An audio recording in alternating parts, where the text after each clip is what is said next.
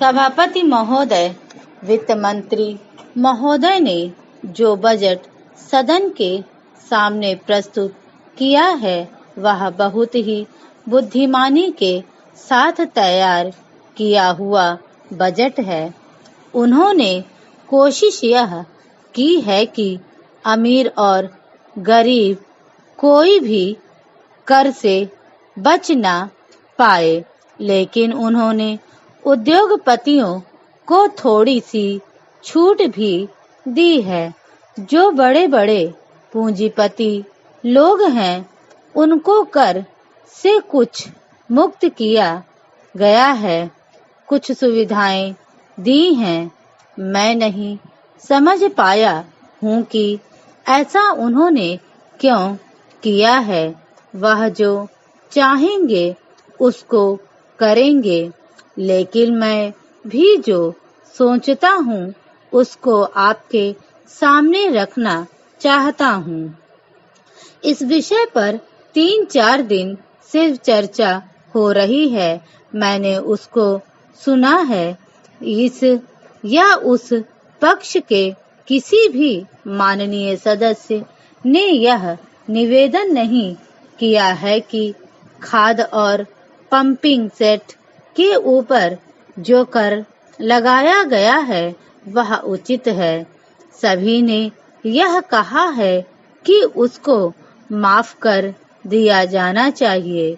जब सारे सदन के लोग, सभी प्रतिनिधि एक आवाज से कहते हैं कि खाद और पंपिंग सेट के ऊपर कर न लगाया जाए, तो मैं समझता हूँ कि उनको इस बात को मान लेना चाहिए।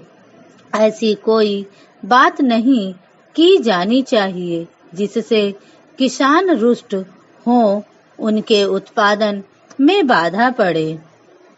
भारत गांवों में बसता है। 80% लोग गांवों में रहते हैं। हम गांधी जी के विचारों का अनुपालन करते हैं।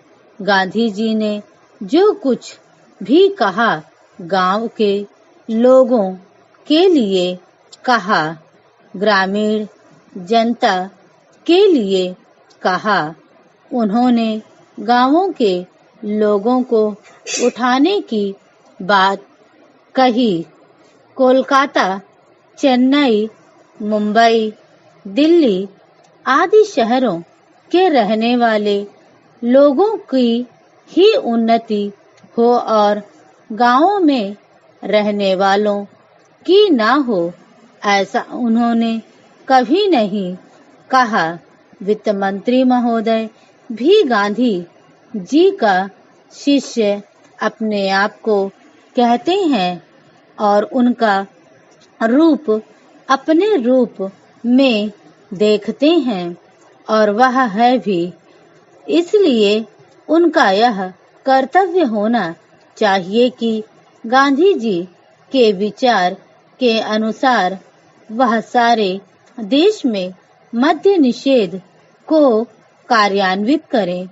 क्योंकि हमारा कृषि प्रधान देश है, इसलिए वह पशुधन को बढ़ाएं, उन्नति की व्यवस्था करें और सारे देश में गौवध को बंद कर दें।